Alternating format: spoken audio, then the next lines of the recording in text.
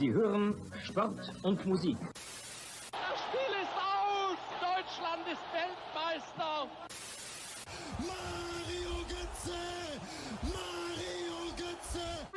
Tonight, whether you call it football, or soccer, a German American and a German in America dare to call it Fußball. German foosball from an American point of view. Let's add some buns to that hamburger and join them for the Schnitzel Boys Deutschland Hour. Oh! How do I fix this? Just when you thought it wasn't going to happen, How do I fix this? here we are. Good Here we evening, Schnitzel Boy family.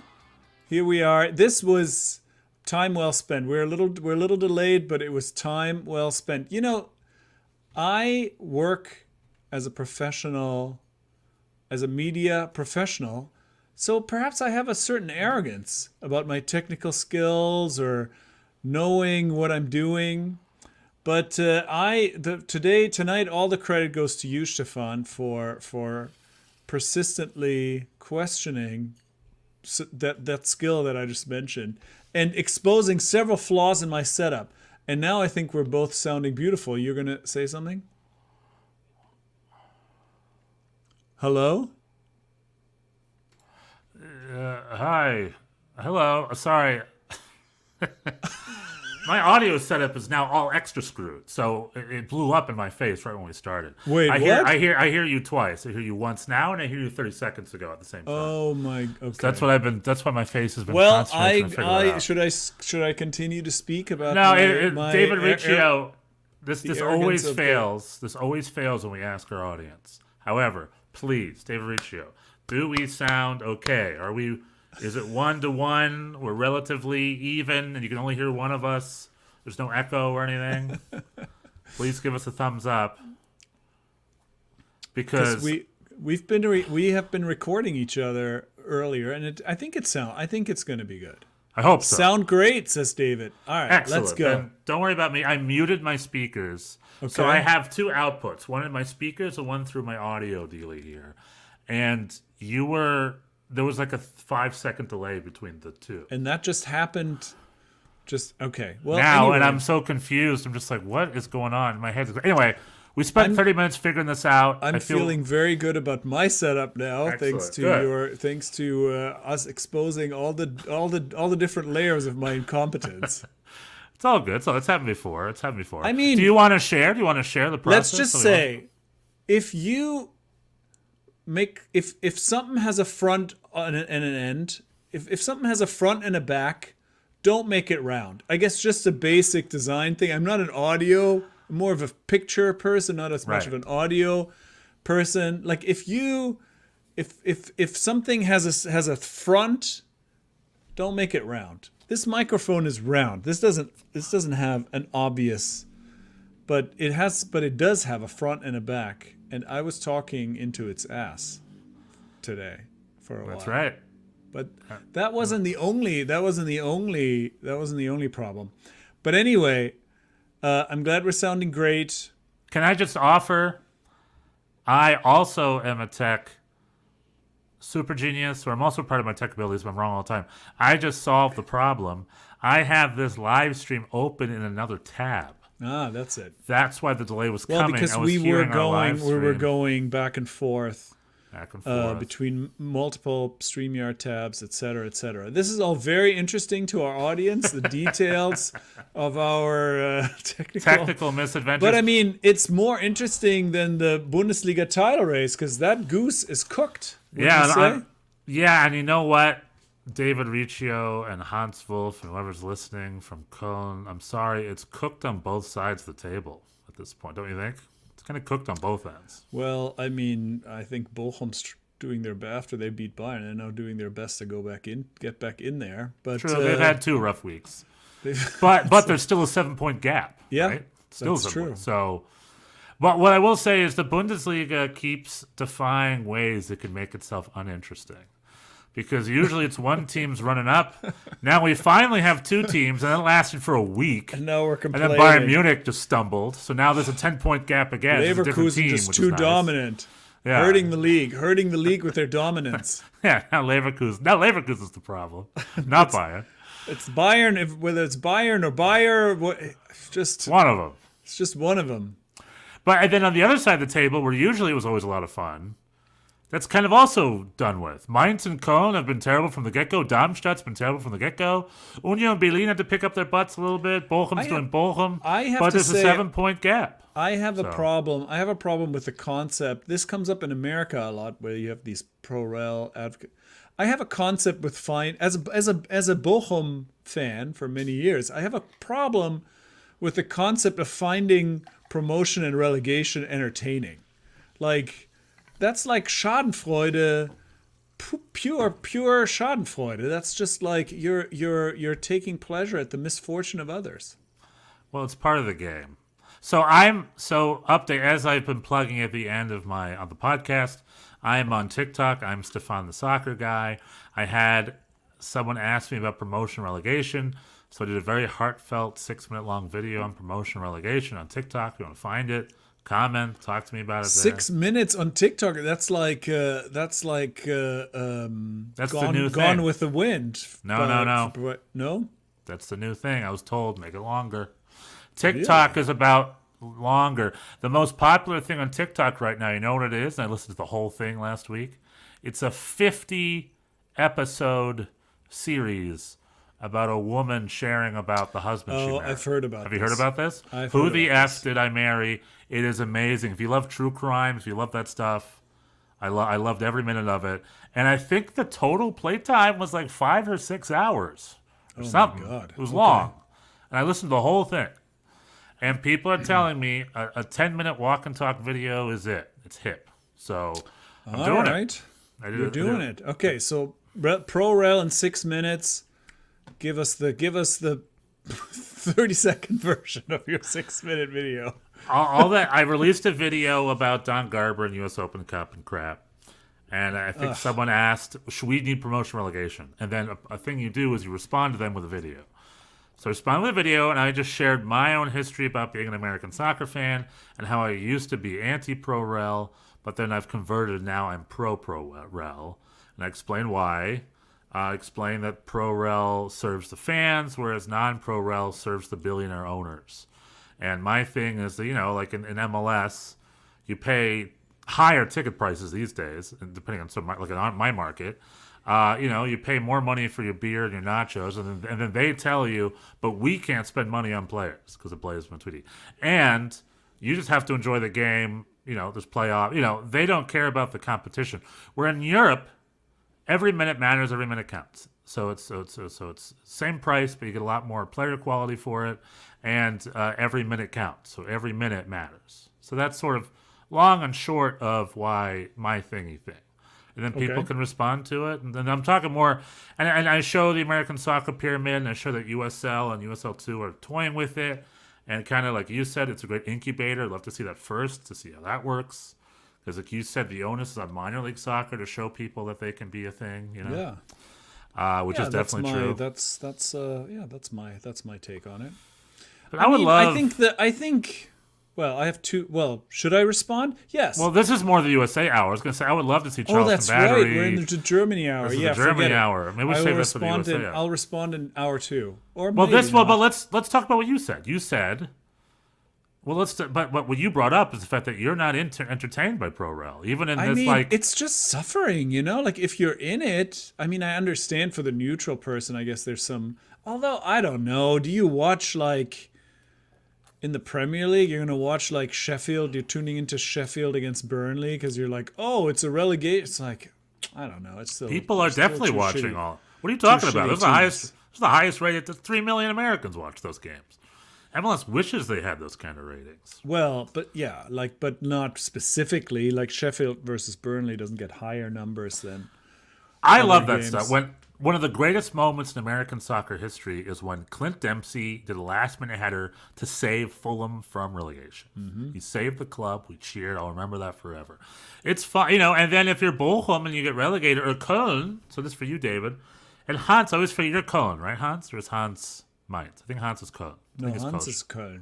So when Köln goes down, it's sad, but then you start winning again. Now you're the big boys. In the Bundesliga, it's fine. You can win a title. Fine next year. You know what I mean? So there is a lining. That was kind of fun. I do remember that. Like when after years of never having been down, all of a sudden they did, and it was like, oh, we win a lot of games. We sure win a lot of games. Unusual. Yeah. Yeah, the live games are just as fun, right? I went to Nuremberg Schalke earlier this year. At a black packed stadium, 6,000 But fans. this would not be the case. That's my other objection to. I think the U.S. is different in two important ways. Oh, but we're still in the Germany hour. I'm gonna tell you later. Well, you're saying different how it relates to Germany is what you're talking about? Well, I think there is a difference between the U.S. and Germany. Well, the U.S. has two things that make it different from Europe or any other country in the world. Can I guess? In this Can I regard. guess what they are? What the two things are? Yeah, tell Well, me, one is different please. geographical size. That's one. That I definitely know. Correct. And then two is like the television market share. I don't know, what would two be? Like the star power. Two is that the U.S. is used to having the best of everything. It's when it comes to the big American sports, football, basketball, baseball, even hockey. Actually, Right. It's the best league in the entire world. The best players internationally come to this league to play it. So That's why in the they've case chosen. of baseball, in the case of baseball and football, it's not even Right. close in any meaningful way. Basketball, and hockey, but still, it's the best of the best. And I think you still have to prove to me that people will watch the Chicago Fire. If the Chicago Fire got relegated, they would just fold. They would just disappear. And that just is not what happens in Europe. In Europe, Dynamo Dresden in League number 3 has 35,000 people. In England, the people, it's their team, and no matter where it is, where they are, people will show up. That is not the case here. In soccer fans in this country are by a number of magnitude more casual than fans in Europe. And if the team would go down, they'd just not come. I think, that is my theory. Right, And so, and I think that's why I say that the lower leagues have to prove that the infrastructure can sustain, like pro soccer in like a second, third division level. To be fair, we've never tested that. To be fair, but I understand what you're saying. I mean, we have never tested yeah. it, so we don't know if when Chicago Fire goes down and then they become the king of USL, the fans will still be there for them. And I guess the third thing is also, you're saying, I mean, people are ragging on the billionaire owners, but it's like, this is a thing that happens to all of us. We those of us who are in normal income, in the normal income stratosphere, we have to work for a living. Once the numbers get very big, 10 million, 20, in my mind, like 10 million and 100 million is sort of the same, but it's not. It's like 10 times as much. So I think the other thing about MLS is, like, these people are asked to invest a lot of money on very little revenue. And so, expansion fees, then they have to build a stadium, hundreds and hundreds of millions of dollars invested on, like, I don't know, what is the revenue of a like 10 million maybe a year, 10, 15, Well, 20? it's more complicated than that. You know that. It's not, the MLS revenue isn't the revenue. They get the revenue off other sources. Well, because it's like it's basically it's a pyramid scheme. Yeah, It's the expansion fees. It used to be SUM, is like the whole point of investing in MLS is you buy into MLS, then you're a part owner of MLS and SUM. SUM has all the rights to the Mexican national team games. We got rights to the Mexican League. We got the rights to that. Like, SUM was a soccer money-making machine. Right. And so buying the San Jose Earthquakes meant you also got 10% of SUM's profits at the end of the year, too. Right. That's sort of part of the brilliance of old school MLS. And nowadays, I am curious, because nowadays, I guess you could, everyone has 10% of Messi, I guess, is what's going on. So it's like you invest in the league, you have your own revenues, which you write are very low, but then there's other stuff there. It's padded in. I think you get a percentage of the global TV rights to Messi now. Like, there's other ways the owners make money. Well, but it's there. Nobody's making a lot of money. Is my point. I think these are all sort of, it's the promise of future glory. It's like if things keep growing, then eventually it's all gonna make some money. Anyway, all this to say, I mean, I can understand if you have put out $500 million, just kind of, and then they're like, oh, now you're getting relegated. I don't know if I would. I hate to do this. Again, this is probably a better discussion for the USA Hour.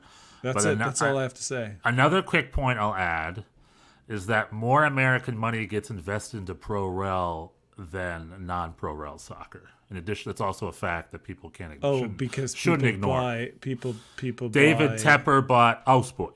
There's a risk, right? Some guy bought that second division French club that Bob Bradley coached. An American owns Venezia. Sure, Americans own Liverpool and Chelsea and Roma too, but every time they've invested in Europe, they're investing in the risk of promotion relegation. It comes with it. And I would say that way more, and a lot of Americans are buying up European soccer as opposed to American soccer. So that's also something to think about. Like, as far as the billionaires go, more American money is going into pro-rel. The non-pro rel, something else to think about. But you're right, it's a different thing. It's a different thing. Anyway, that's all I'm going to say. I'm sure you have some. We'll talk about that later another time. It's fine.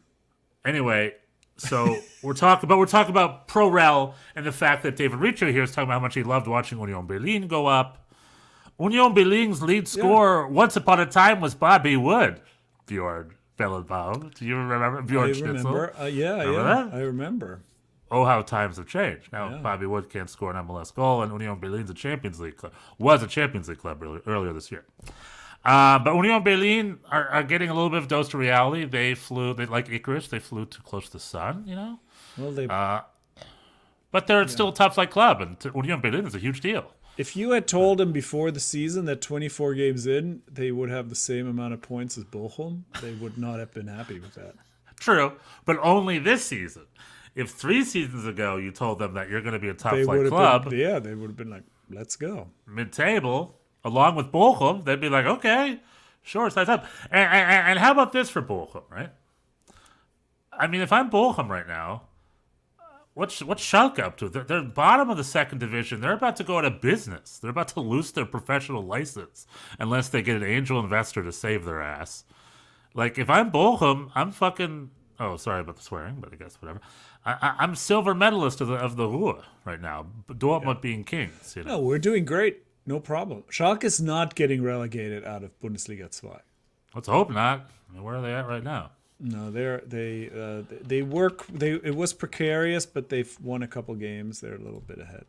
How's Hamburg doing? Because they fired their coach. Hamburg's in third. Hamburg's in third. St. Pauli sort of has a bit of a gap opened up. So St. Pauli could be a Bundesliga club next year. Would love to see St. Pauli in the Bundesliga next year. They're a fun little club, but unlike Union Berlin, now I could be wrong. I don't think they have any big investments guiding them right now. I could be wrong. I should Google it.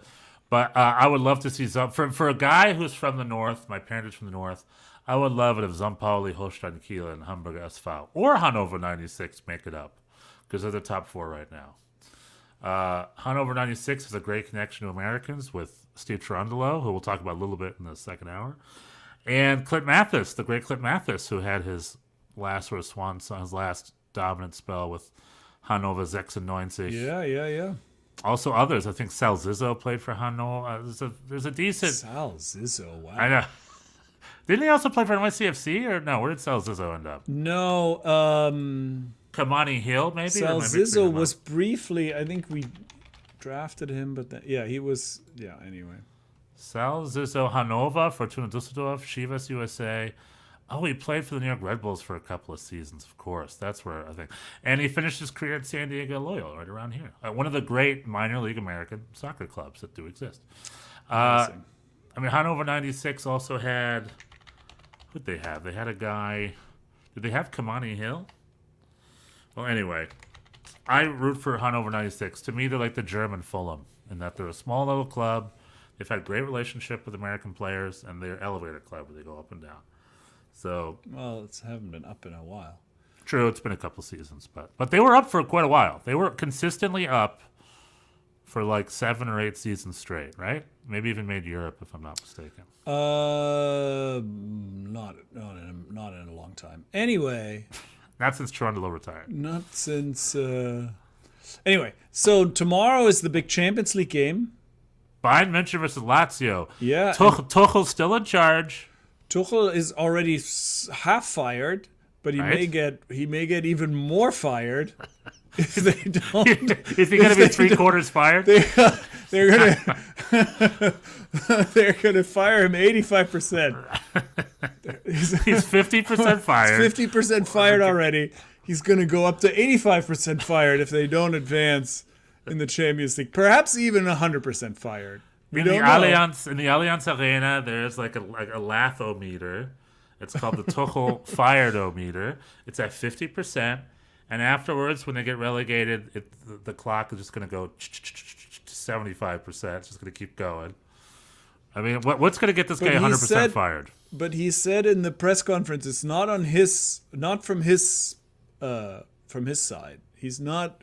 He doesn't treat it that way. It's not a final for his career, as far as he's concerned. But I don't think, that's not how that works anyway. But I mean, the Champions League is the only title left for Bayern essentially this season.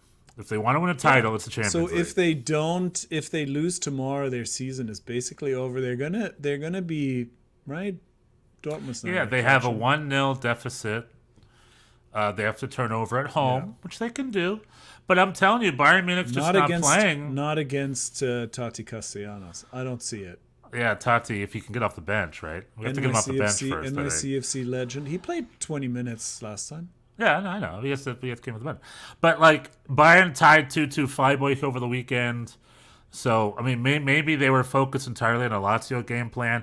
But if you don't ask me, it's weird at Bayern right now. When the vibe is weird, the performances aren't great. Harry Kane is not at his best at the moment for whatever reason. Tuchel's under a lot of pressure. The players aren't playing. One piece of great news, though, Bayern got this week. Everybody had been holding their breath. Eric Dyer extended his contract. He's gonna stick around until he's 38 till at least 2025. So that's something to build around. Now Eric Dyer at center back. He's 30. He's not as old as I maybe thought, they'll start letting him take free kicks like at Tottenham. There was a time. You're not a big Premier League watcher, but there was I just endlessly for a period of time. For whatever reason, Eric Dyer decided he was the free kick taker and he had like a few games where he would just hammer. It wasn't, I don't think he ever got. It wasn't like they were sort of credible, but he never got him on goal, and it was just like, there's got to be somebody better than this. Anyway. Listen, if Eric Dyer is their salvation, then I'm dying. I'll tune in. I want to see that. Eric Dyer is going to start taking free kicks if they get out of this Champions League tomorrow.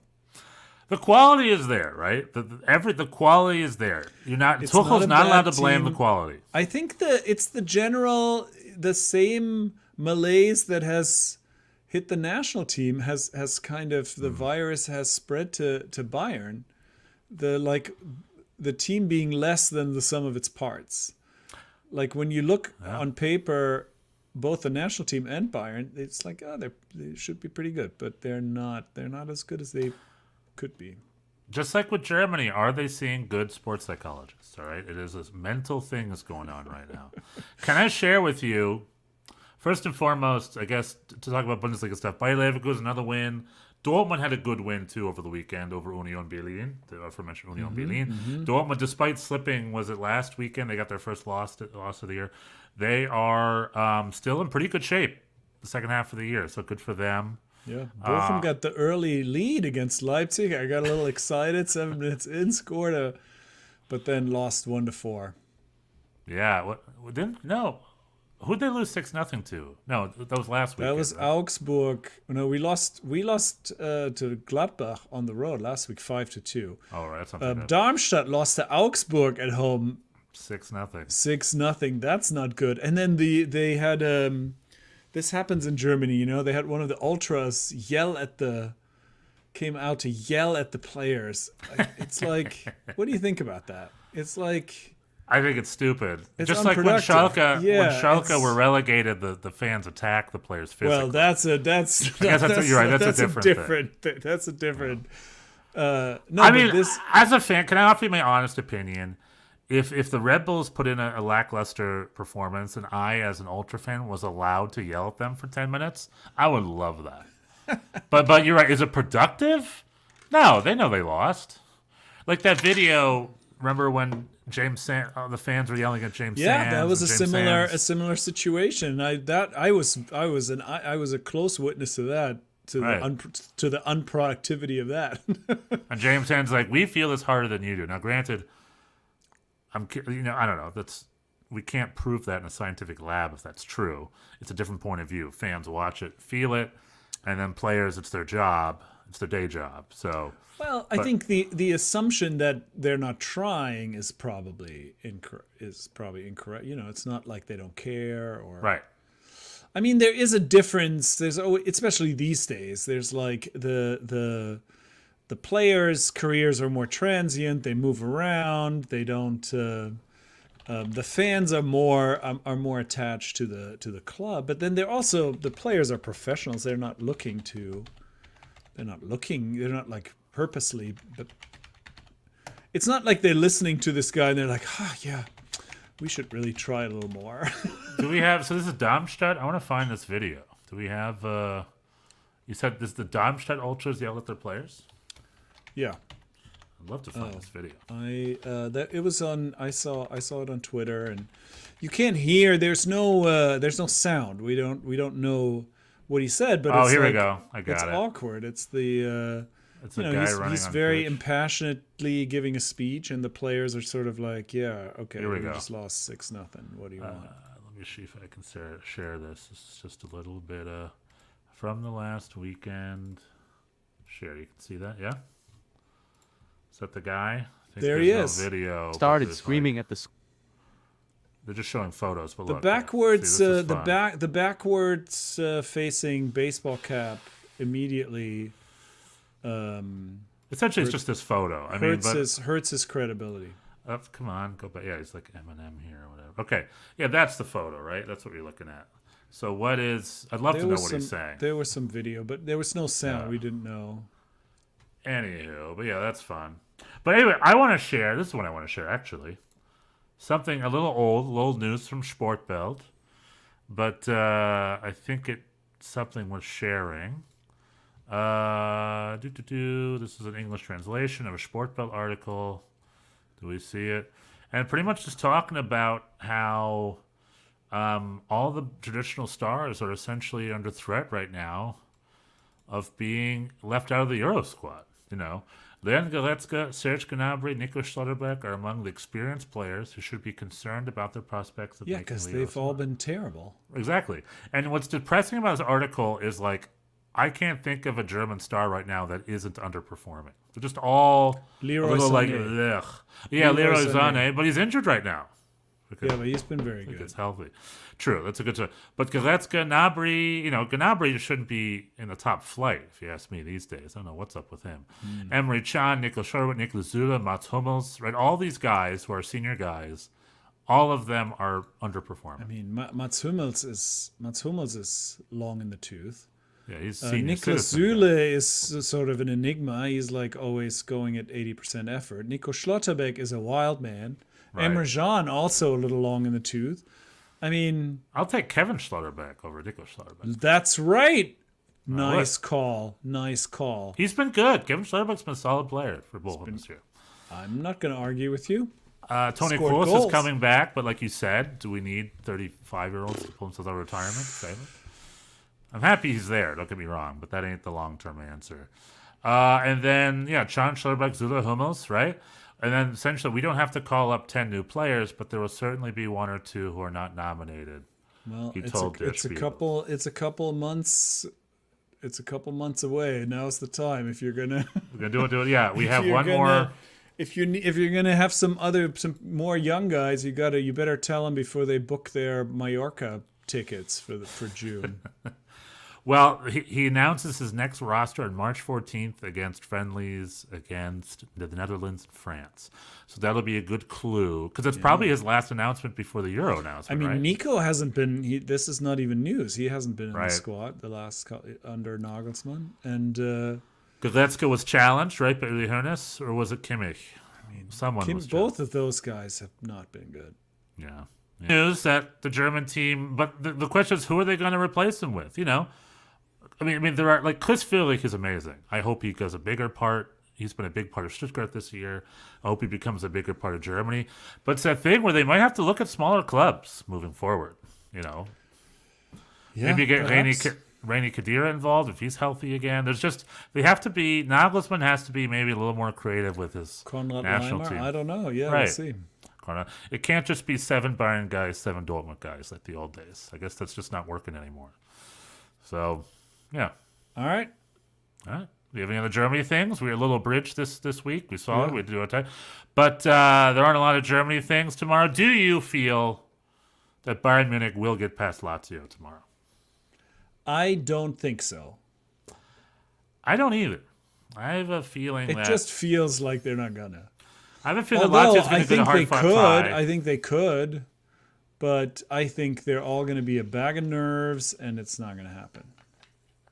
I think it'll be like a hard-fought tie, maybe a last-minute 2-2 type situation. Tati Castellanos. Maybe from Tati, right? Tati Castellanos with the late equalizer. And he's going Oh to my yell, God, I'm chicken gonna go bucket nuts. hat I'm go- at the Bayern crowd. They're going to be like, what the hell are you His talking about? English never really took off. Well, he's going to yell it in Spanish. Hato del pollo. I don't know. How do you say We need that? to get some Schnitzel Boys bucket hats. Yeah. May I add it to the merch shop, perhaps? That We would have be- merch. That would be good. Well, I'll look Can we into that. put some bucket hats on the Etsy? We can. That'll be a good project for me to put some bucket hats in. Unless you want to spearhead the project, you're welcome to. I'll do it. It is. We can I'm get it gonna- done. I You know will what? Get it done. Next week or two, you're going to see bucket hats on the Etsy That's Etsy right. shop. Perfect for the new MLS season going out or the live games or Copa America. Got to take it to go Copa America. I like a bucket hat, but fit is important. Not all bucket hats are created equal. Well, with us, it'll be premium right. quality, and we'll make sure all the fits are good. See you on the other side. Lots of depressing MLS news, Or really exciting MLS news. or if you're just like me. depressing MLS news. Should Cherundolo have been able to play in snow? Find out. Tune in. Hour 2, USA Hour. Hop in the other stream. See you boys there. Bis dann. All Bis right, gleich. bye.